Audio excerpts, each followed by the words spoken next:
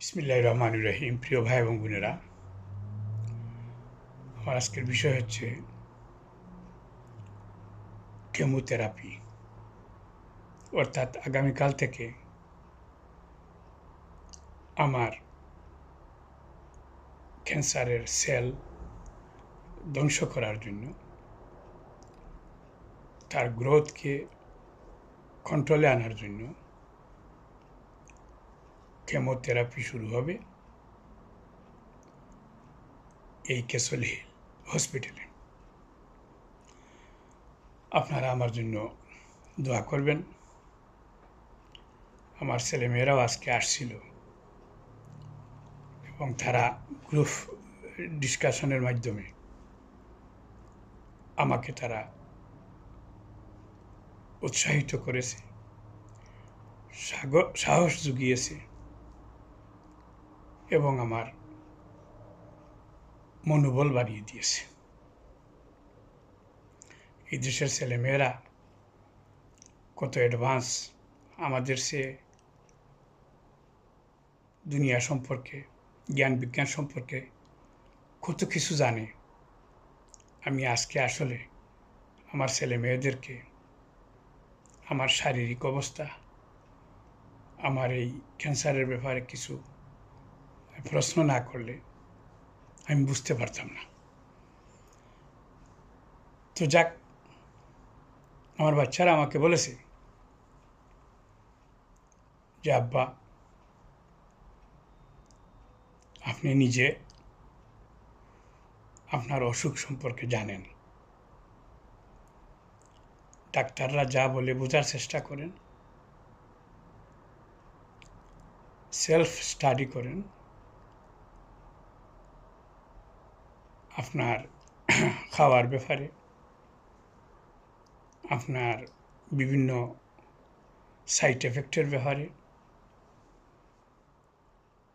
আপনি আগে থেকেই জানাশোনার চেষ্টা করেন। আমার একটা মেয়ে বলল যে কেমো নেওয়ার পরে সাইড এফেক্ট হইতে পারে। কেমো তারা এই জন্যই দিচ্ছে যেহেতু তোমার যে ফ্যাটের সমস্যা, ফ্যাটের যে মাস হয়েছে, গোস্তের টুকরাটা হয়েছে, সেইটা বড় হয়ে গেছে। এখন তারা অপারেশন করে ওইটা বাইর করা সম্ভব হবে না, যার জন্য তারা কেমোথেরাপির মাধ্যমে ক্যান্সারের সেলগুলোকে তারা মেরে ফেলবে, ধ্বংস করে ফেলবে, গোস্তের টুকরাটা ছোটো হয়ে আসবে। এতে সাইড এফেক্ট হইতে পারে, ইনফেকশন হইতে পারে, মাথা ঘুরতে পারে, বমি বমি ভাব থাকতে পারে, তারপরে স্কিনে বিভিন্ন ধরনের প্রবলেম হইতে পারে।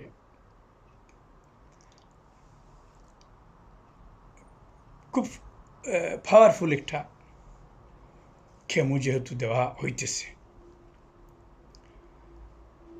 এই এফেক্টগুলা তোমাকে আগে জানতে হবে এবং এগুলা হজম করতে হবে। কেমোটা চলতে পারে লং টাইম, বিকজ ক্যান্সার ব্যাপারটা একটা লং টাইম ডিজিজ। ওতে 4 মাস হইতে পারে, 6 মাস হইতে পারে, এর ভিতরে তারা কেমো চালু রাখতে পারে। তো বাচ্চারা বললো আমাকে শক্ত থাকার জন্য, মনোবল না হারানোর জন্য এবং নিজে সেলফ স্টাডি করার জন্য এই বেমারের উপরে। আসলে বাংলা ভাষায় ক্যান্সারের উপরে অনেক লেখালেখি হয়েছে।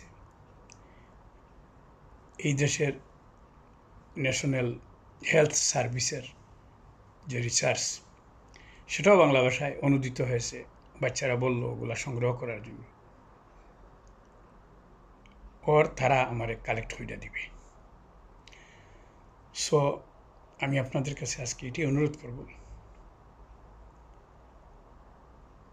আমি আগামীকাল থেকে যেহেতু এই ট্রিটমেন্টটা নিতে যাচ্ছি, আমার ডাক্তাররা, নার্সরা, আমার কেমিস্টরা আমাকে হেল্প করবে, আর আপনারা আমার জন্য দোয়া করবেন যাতে আমি সাহস না হারাই এবং এই শক্তিশালী একটা থেরাপি শেখ আমি নিতে পারি এবং সহ্য করতে পারি, সবরের সহিত আমি এটা মোকাবিলা করতে পারি, তাতে আমার শরীরটা সুস্থতার দিকে যাবে এবং সেলগুলা মারা যেতে পারে। আল্লাহ না করুক যদি আমাকে লং টাইম কেমো নিতে হয়, সেটার জন্য যেন আমি প্রস্তুত থাকি, আর শরীরটা যেন আমার সবসময় সতেজ, সুস্থ এবং চাঙ্গা থাকে। এই জন্য আমি আপনাদের কাছে দোয়া চাই। শরীর সুস্থ থাকা, সুস্থ রাখা, এটা আমাদের একটা নৈতিক দায়িত্ব। আমরা অসুখ বিসুখ হইলে অবহেলা করি, বিশেষ করে আমাদের বাংলাদেশি কমিউনিটি লোকেরা মনে করে অসুখ হইছে যাব কাল পরশু, এমনকি নিজের আত্মীয় স্বজনে পুশ করে, ঘরের লোকেরা পুশ করেও হসপিটালে পাঠাইতে পারে না। অনেকে প্রেশার বাড়তে বাড়তে স্ট্রোক করে ফেলে, হার্ট অ্যাটাক করে ফেলে, তারপরে হসপিটালে যায়, গেলে পরে হিতে বিপরীত হয়। অনেকে রোগকে হজম করতে করতে ও রোগকে একটা বড় স্থায়ী ব্যাধিতে পরিণত করে ফেলে। হ্যাঁ, সুখের বিপরীত হচ্ছে অসুখ। তো যখন আপনার আমার মধ্যে অসুখ দেখা দিবে, আমাদের যেহেতু ট্রিটমেন্ট নেওয়ার শরীয়তি সুযোগ আছে এবং দুনিয়াবি অ্যাক্সেস আছে, আমরা এটা নিব না কেন? নিয়ে তো আমরা অসুখ থেকে বেঁচে আমরা সুখী হব, সুখী জীবনযাপন করব। একজন মানুষ সুখে থাকা মানে আপনি 1000 মানুষকে সুখী রাখলেন। ধরেন আমার উপরে ডিপেন্ড ছিল আমার গোটা পরিবার। আমার বাচ্চাগুলোকে আমি একেবারে নার্সারি থেকে প্রাইমারি, কলেজ, ইউনিভার্সিটি করিয়েছি। বাজার, হাট সব কিছু আমার উপরে ডিপেন্ড ছিল।